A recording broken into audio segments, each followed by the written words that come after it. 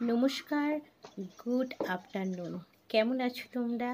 আশা করছি সবাই খুব ভালো আছো। আমি মিঠু, আমার আরও একটি নতুন ব্লগে আরিশ ফ্যামিলি ব্লগে তোমাদের সবাইকে অনেক স্বাগত জানাই। আর আজকে বলতে পারো অনেক দিন পর কিন্তু দ্রুত সংসারের কাজ এইভাবেই শেষ করার চেষ্টা। সকাল থেকে কোনো রকম ব্লগ তোমাদের সাথে শেয়ার করতে পারিনি, তবে এখন কিন্তু ঘড়িতে বাজে দুপুর 12টা। আর এই তো দেখো আমি কিন্তু স্নান সেরে চলে এসেছি বাগানে। আর এই হচ্ছে আমার স্মল বলতে পারো ফ্লাওয়ার্স গার্ডেন। তো এই হচ্ছে আমার বাড়ি, আর এই বাগানে ছোট্ট বাগান, এখানে কিন্তু অনেক রকম ফুল হয়। আর দেখো তোমরা দেখতেই পাচ্ছ যে অনেক জবা ফুল কিন্তু হয়েছে। আর বলো, বাড়িতে যদি এই রকম জবা গাছ থাকে আর সেই ফুল যদি ভগবানের চরণে দিতে না পারি তাহলে কতটা কষ্ট লাগে, তাই না? আমি তো চেষ্টা করি যে বাগানে এসে ফুলগুলো তোলার, কিন্তু বিশ্বাস করবে না, মানে প্রতিদিন না সেভাবে সময় হয় না। তোমরা যারা আমার ব্লগ দেখো তোমরা কিন্তু জানো যে সকালবেলা কিন্তু রান্না বান্না নিয়ে আমি ভীষণ ব্যস্ত থাকি। তবে হ্যাঁ, আজকে কিন্তু ব্লগটা একটু অন্যরকমভাবেই শুরু করলাম বলতে পারো। অনেক দিন পর মানে সংসারের সমস্ত কাজকর্ম গুছিয়ে সেগুলো তোমাদের সাথে শেয়ার করতে পারিনি।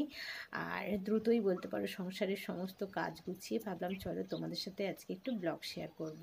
তাই স্নান সেরে একদম চলে এসেছি বাগানে। আর এই তো দেখো, মানে এত এত ফুল হয়েছে, যেহেতু এখন কি বলতো একটু গরম পড়ে গেছে, আর টগর ফুল জবা ফুল সবটাই ফোটে। তবে কি বলতো এই বাগানে এসে ফুল তোলাটা আমার পক্ষে একদমই মানে সময় হয় না, সম্ভব হয় না। তবে হ্যাঁ, যেদিনকে আমি সুযোগ পাই সেদিন কিন্তু ভগবানের চরণে মানে ফুল দেবো না এমনটা কিন্তু হয় না। তো যাই হোক, দেখো ফুলের সাজি কিন্তু একদম ভর্তি হয়ে গেছে, মানে আরও তুললে বোধহয় আরও ফুল ভর্তি হয়ে যাবে, সময় একদমই নেই। আর এই তো পুরো দেখো সাজি কিন্তু ভরে ফুল নিয়ে নিয়েছি। তো চলো ঘরে গিয়ে এখন পুজোটা সেরে নেব।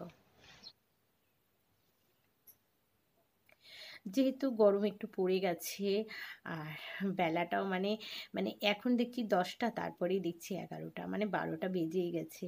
আর এখনও কিন্তু রান্নাবান্না আজকে আমার শুরু হয়নি। তো প্রতিদিন যেভাবে তোমাদের সাথে সকাল থেকে কিচেন থেকে ব্লগ শেয়ার করি, আজকে কিন্তু একটু অন্যরকমভাবেই তোমাদের সাথে মানে ব্লগটা শেয়ার করতে এলাম।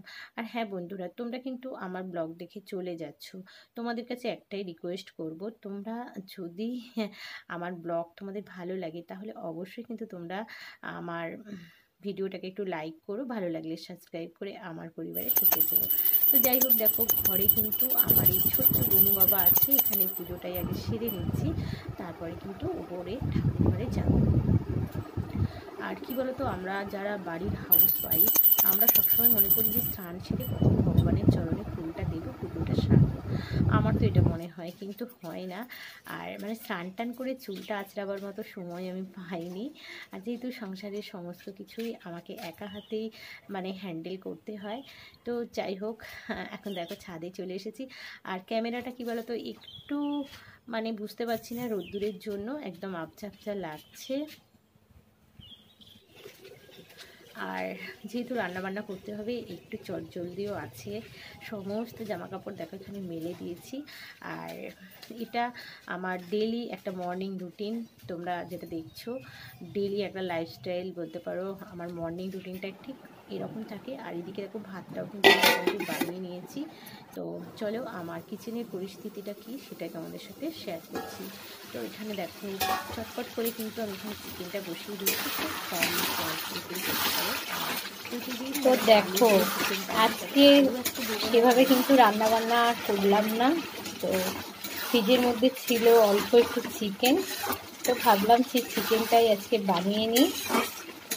আর এখানে চিকেনটাই বানাচ্ছি। আর চিকেনটা কিন্তু খাওয়া সেরকম কেউ নেই, তোমাদের দাদা হয়তো চলে গেছে অফিস, শুধু খাবো ছেলে আর আমি। আর শ্বশুরমশাই তো চিকেন খায় না, তো ওনার কিন্তু খাওয়া দাওয়া কমপ্লিট হয়ে গেছে, উনি আজকে একদম প্লেন ডাল ভাত খেয়েছে।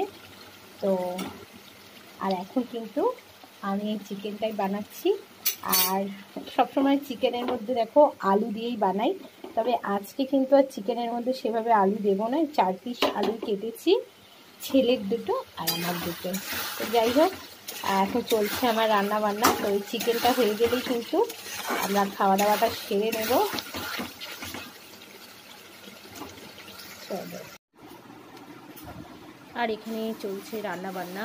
আর এখন প্রায় ঘুরতে বলতে পারো 12:30 পৌনে একটা এরকম বাজে। আর জানলা দিয়ে দেখছি বাইরের ওয়েদারটা, মানে এখন থেকে এতটা রোদ্দুরের মানে একটা উত্তাপ যে কী বলবো, মানে এরপর 2-2:30 বাজলে আর কিচেনে কিন্তু থাকা একেবারেই পসিবল হবে না।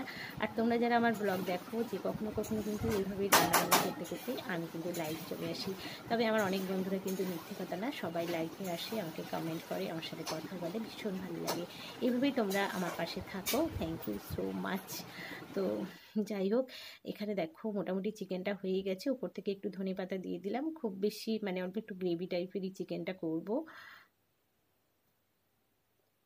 আর দেখো, বলতে পারো অনেক দিন পর মনের মতো আজকে কিন্তু খাবারের থালাটাও কিন্তু সাজিয়ে নিয়েছি। এখানে অল্প একটু স্যালাড, যেমন পেঁয়াজ, শসা, ভাত, কাঁচা লঙ্কা, চিকেন, জল, সবটাই কিন্তু শেয়ার করে